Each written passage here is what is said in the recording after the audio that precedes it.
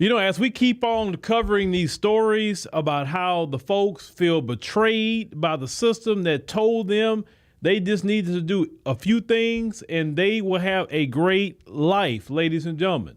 Now, as Black Americans, FBAs in particular, we live in the same system, but we did not have the same outcome unless we worked 10 and 20 times harder than them. So I want you to listen to what this woman is saying about her job and what she should have been living her life as, right? Let's go ahead and check this out. We were sold a lie. We were told that if we go to college, we get a better education, and we just work really hard, we could have the American dream. That's just not the case anymore. That's not the case anymore.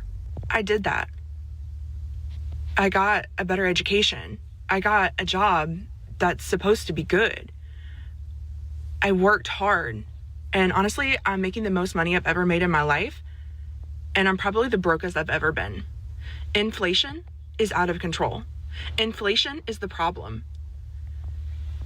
Our wages are not keeping up with the cost of living. Gas is $5 a gallon. Rent is astronomical. Forget buying a house.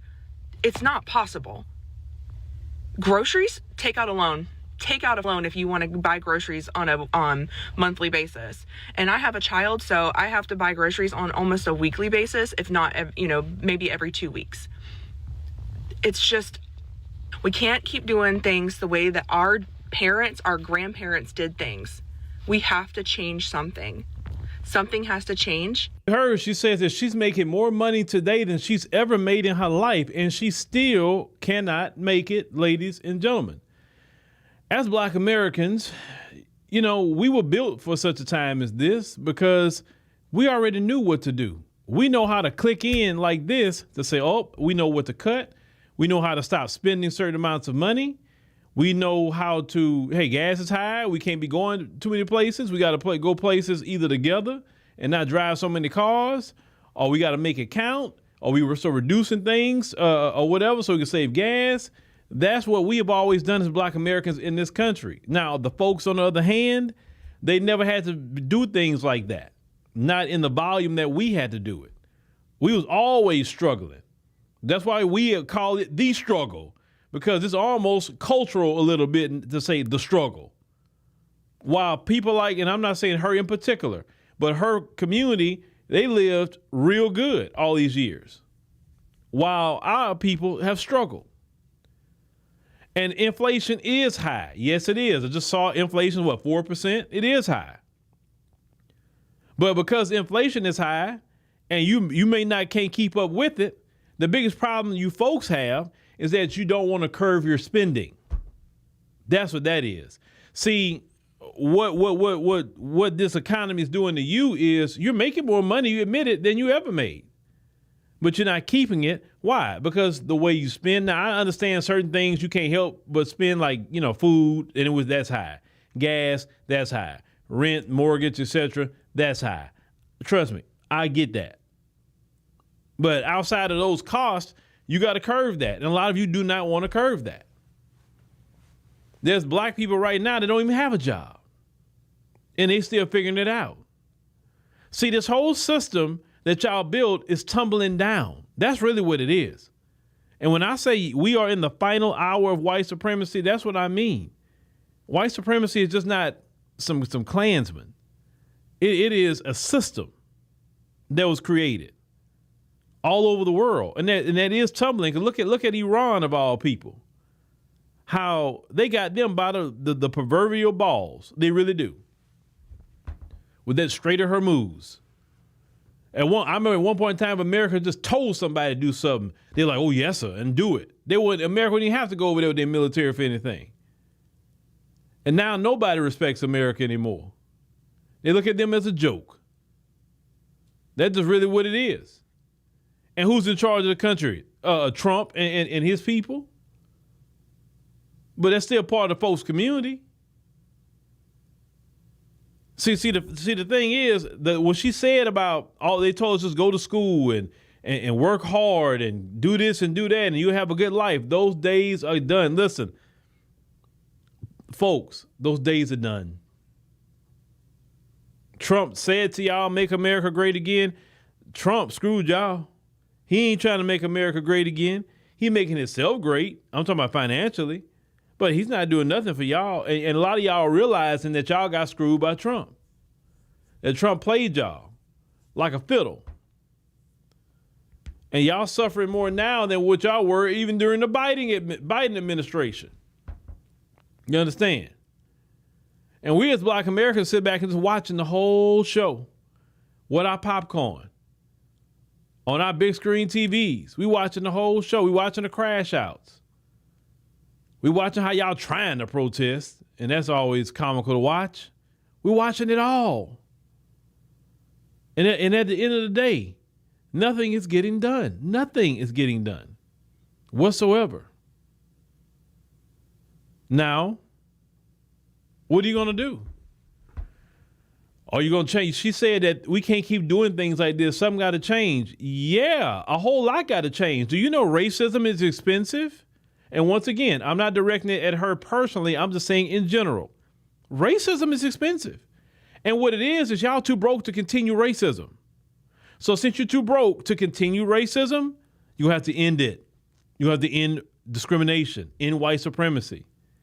In the Republican Party as you know it, in the Democrat Party as you know it as of today, as two wings of white supremacy, and usher in something different. Now, you know, Zoran Mamdani, you know, he's disrupting a lot of the Democrat Party right now. You know, I just saw the primary where a lot of his people won, and all the establishment Democrats are mad about that. Oh, they're upset. Well, maybe that's the change you need. Do something different. Because clearly the system's not working in the current iteration, right?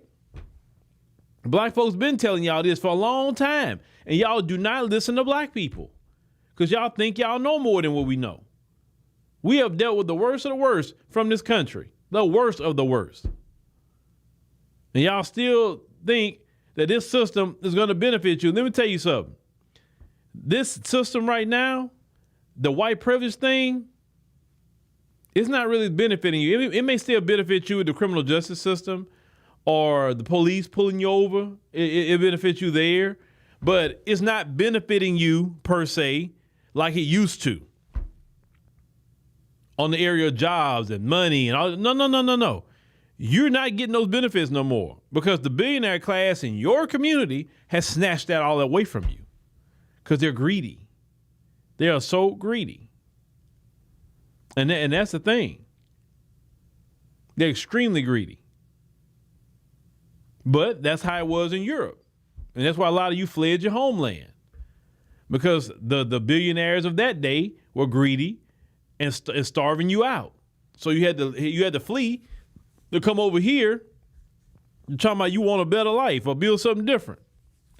And then you end up putting the same system right back over here. Y'all didn't learn your lesson from when you had to flee your homeland? You didn't learn? You left because you were tired of the taxes, and you're right back in the same thing, taxes.